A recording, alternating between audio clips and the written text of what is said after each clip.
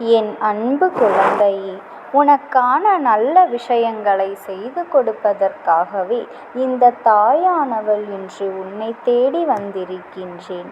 என் பிள்ளையே, இந்த தாயானவள் நாளை தேய்பிறை பஞ்சமியில் உன்னுடைய இல்லத்திற்கு வருவதற்கு ஆசைப்படுகின்றேன். என் குழந்தையினுடைய நீண்ட நாள் கனவினை நிறைவேற்றி கொடுக்க வரவேண்டும் என்று நினைக்கின்றேன். ஆனால் நான் உள்ளே வரவேண்டும் என்றால் உன் இல்லத்திற்குள் இருக்கின்ற இந்த ஒரு பொருளை நீ எடுத்து வெளியில் போட்டுவிட வேண்டும். என் பிள்ளையே, இந்த பொருள் உனக்கு தெரிந்தே இருக்கலாம், அல்லது தெரியாமலும் வேறு யாரேனும் எடுத்து மறைத்து வைத்திருக்கலாம்.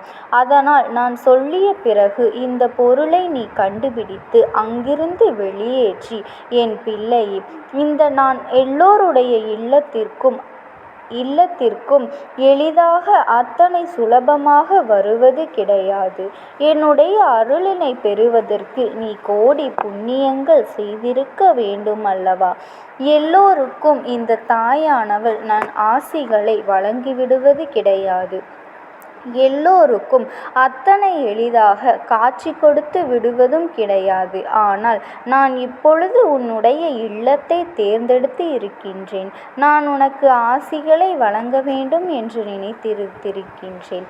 அதனால் நான் உன்னுடைய இல்லத்தை தேடி வருவது உறுதி. ஆனால் உள்ளே வருவதும் அப்படியே வெளியே சென்று விடுவதும் உன்னுடைய கைகளில்தான் இருக்கின்றது என்பதனை நீ புரிந்து கொள்ள வேண்டும். என் பிள்ளையே, தேய்பிறையில் பொதுவாக இந்த அம்மா என்னை வணங்க வேண்டும் என்றால் அது அத்தனை சாதாரணமான விஷயம் கிடையாது.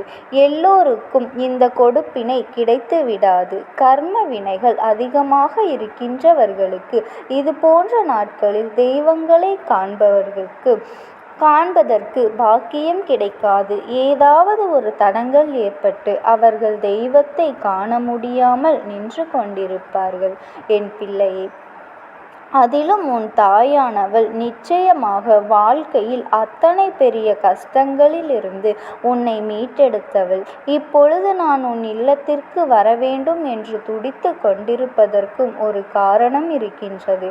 இத்தனை காலமும் என் பிள்ளை என் முன்னால் வேண்டி நிற்கும் பொழுது ஆரம்ப கட்டத்தில் உனக்கு என் மீது சற்று நம்பிக்கை குறைவாகத்தான் இருந்தது. நம்பலாமா வேண்டாமா என்று எண்ணிக்கொண்டிருந்தாய். ஆனாலும் இந்த தாயானவள் உனக்கு எதுவுமே செய்யவில்லை. உடனே என் பிள்ளை மனது மாறாமல் இந்த தாயானவள் நமக்கு எதுவுமே தரவில்லை.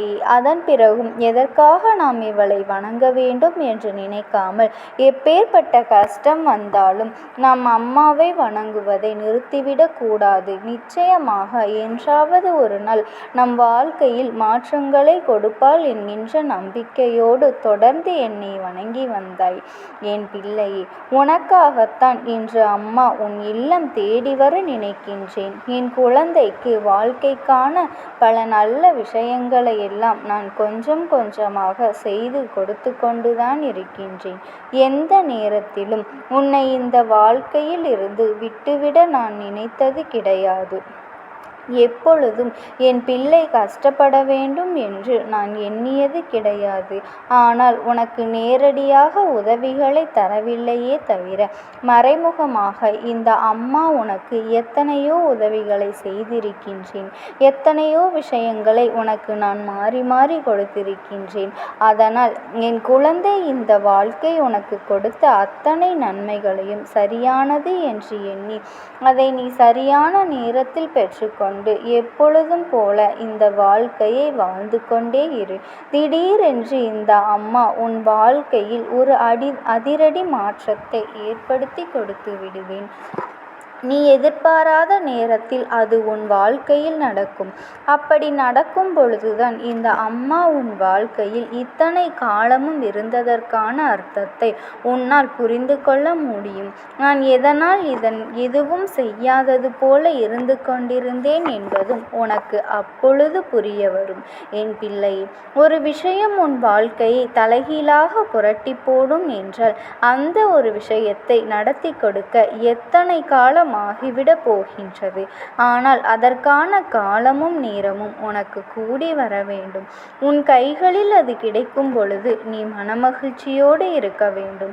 இதையெல்லாம் சரி செய்துதான் உன் அம்மா உனக்கு அதை உன் கைகளில் கொடுப்பேன்.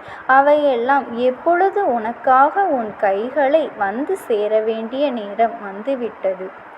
இந்த நேரத்திலும் நான் உன்னை வாழ்க்கையில் இன்னமும் பல விஷயங்களை தெளிவாக தெரிந்து கொள்ளப் போகின்றாய் என்ற அர்த்தம். இது நாள் வரையிலும் நீ கற்றுக்கொண்ட விஷயங்கள், இது நாள் வரையிலும் இந்த வாழ்க்கை உனக்கு கொடுத்த அற்புதங்கள் என்று எல்லாவற்றையுமே நீ சரியாக புரிந்து கொண்டு அதை அனுபவித்து வளர்ந்து வந்தாயானால் இந்நேரம் நான் உனக்கு சொல்ல வருவது என்னவென்று புரிந்து இருக்கும். என் பிள்ளைக்கு வாழ்க்கை கொடுப்பது ஒன்றும் அத்தனை சாதாரணமான விஷயமல்ல.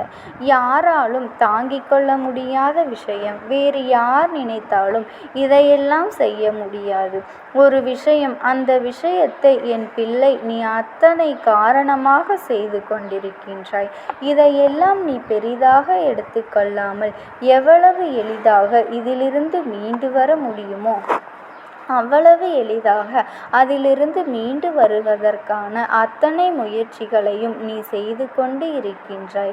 உன்னுடைய இந்த முயற்சியை மிகப்பெரிய பாராட்டுக்குரியதுதான். ஆனாலும் எவ்வளவு நல்ல விஷயங்கள் இருக்கும் பொழுது அம்மா உள்ளே வருவதற்கு சில கட்டுப்பாடுகளை விதிக்கின்றாள் என்று யோசிக்கின்றாய் அல்லவா? என் தங்கமே, நாம் என்ன தவறு செய்தோம்? இங்கே என்ன அப்படி ஒரு பொருள் இருந்துவிடப் போகின்றது என்றுதானே நீ யோசிக்கின்றாய்? என் பிள்ளையே, இருக்கின்றது. உன் இல்லத்தில் இருக்கின்ற ஒருவரால் இப்பொழுது நான் சொன்ன ஒரு விஷயங்கள் உன் இல்லத்தில் நடந்து கொண்டு இருக்கின்றது. என்ன தெரியுமா என் பிள்ளையே? உன் இல்லத்தில் இருக்கின்ற ஒருவரினுடைய மனதில் எதிர்மறையான எண்ணங்கள் இருக்கின்றது. எவ்வளவுதான் தெய்வங்களை வணங்கினாலும், பூஜை அறையில் நின்று கையெடுத்து கும்பிட்டாலும் மனதிற்குள் நடக்காது, கிடைக்காது என்பது போன்ற எண்ணங்கள் அவர்களுக்குள் அதிகமாக இருக்கின்றது. நாம் எதற்காகவும் ஆசைப்பட வேண்டாம். தெய்வம் நமக்கு எங்கே இதையெல்லாம் செய்ய போகின்றது? நாம் எத்தனை காலமாக வணங்கி வருகின்றோம். இத்தனை காலமும் கண் திறந்து பார்க்காத இவர்கள் இனியா கண் திறந்து பார்க்கப் போகின்றார்கள் என்று சொல்லித்தான் வணங்குகின்றார்களே தவிர ஒரு நாளும் தெய்வம் நமக்கு நிச்சயமாக கொடுக்கும் என்று சொல்லி இவர்கள் வணங்கவில்லை. அதனால்தான் இப்பொழுது அம்மா சொல்கின்றேன், என் பிள்ளையே, இவர்களின் மனதில் இருக்கின்ற எதிர்மறையான எண்ணங்களை எடுத்து வெளியில் போட வேண்டும். என் குழந்தையே, எதிர்மறை எண்ணங்கள் இவர்களுக்குள் எங்கிருந்து வந்தது என்று நிச்சயமாக நான் சொல்கின்ற விஷயத்திற்கான அர்த்தம், எதனால் நான் இதை எடுத்து வெளியில் போட சொல்கின்றேன் என்பது உனக்கு புரிந்துவிடும். இந்த அம்மா ஓரிடத்தில் இருக்க வேண்டும் என்றால் அங்கே நேர்மறை ஆற்றல்கள் அதிகமாக இருக்க வேண்டும். நேர்மறையான எண்ணங்களோடு என்னை வணங்கினால் மட்டும்தான் என்னால் அங்கே தங்கி இருக்க முடியும். மாறாக சந்தேகத்தோடு என்னை பார்ப்பதும் சந்தேகத்தோடு தீபங்களை ஏற்றுவதும் இந்த அம்மா ஒரு நாளும் ஏற்றுக்கொள்ள முடியாத ஒரு விஷயம் என்பதனை புரிந்து கொள். என் பிள்ளைக்கு இந்த நேரத்தில் இந்த தாயானவள் கொடுத்திருக்கின்ற இந்த வெற்றி வாக்கினை நீ சரியாக புரிந்து கொண்டு அதன்படி நடந்து கொண்டால் நிச்சயமாக உனக்கு வாழ்க்கையில் நீ ஆசைப்பட்டு கேட்டு விஷயங்கள் அனைத்தையும் தொடர்ச்சியாக நடந்து கொண்டே இருக்கும் என்பதனை மறந்துவிடாதே என் பிள்ளையே. எப்பொழுதும் போல உன்னுடைய இல்லத்தில் இருக்கின்றவர்கள் மனதில் எதிர்மறையான சிந்தனைகளை முதலில் வெளியே எடுத்துவிட வேண்டும். உனக்கு நடக்கவிருக்கின்ற நன்மைகளை கூட இவர்கள் தட்டி பறித்துவிட்டு வெளியே சென்று விடுவார்கள் என்பதனை மறந்துவிடாதே என் தங்கமே. எதிர்மறையான எண்ணங்களோடு இருப்பார்கள். ஆனால் தெய்வம் ஒரு விஷயத்தை கொடுக்கின்றது என்றால் முதலாக ஓடி சென்று பெற்றுக்கொள்வதும் இவர்களாகத்தான் இருப்பார்கள் என் பிள்ளையே. இது போன்ற சூழ்நிலைகளை எல்லாம் எப்படி கடந்து வர வேண்டும் என்பதனை இவர்களுக்கு சொல்லி இவர்களின் மனதில் இருக்கின்ற எதிர்மறையான எண்ணங்களை எடுத்து வெளியில் வீசிவிட்டு நிச்சயமாக இந்த அம்மா உன்னோடு இருந்து உன் வாழ்க்கையில் பல நல்ல விஷயங்களை நடத்தி கொடுப்பாள் என்பதனை மட்டும் நீ ஒரு நாளும் மறந்துவிடக் கூடாது. நான் உன் வாழ்க்கைக்குள் வந்துவிட்ட பிறகும், உன் இல்லத்திற்குள் வந்துவிட்ட பிறகும் பல நிச்சயமான திருப்பங்கள் எல்லாம் நடந்து உன்னுடைய மனதும் முழுமையாக மகிழ்ச்சியடையும். என் அன்பு குழந்தையே, இந்த தாயானவளினுடைய அன்பும் ஆசீர்வாதங்களும் உனக்கு எப்பொழுதுமே இருக்கும். ஓம் சக்தி. ஓம் ஆதி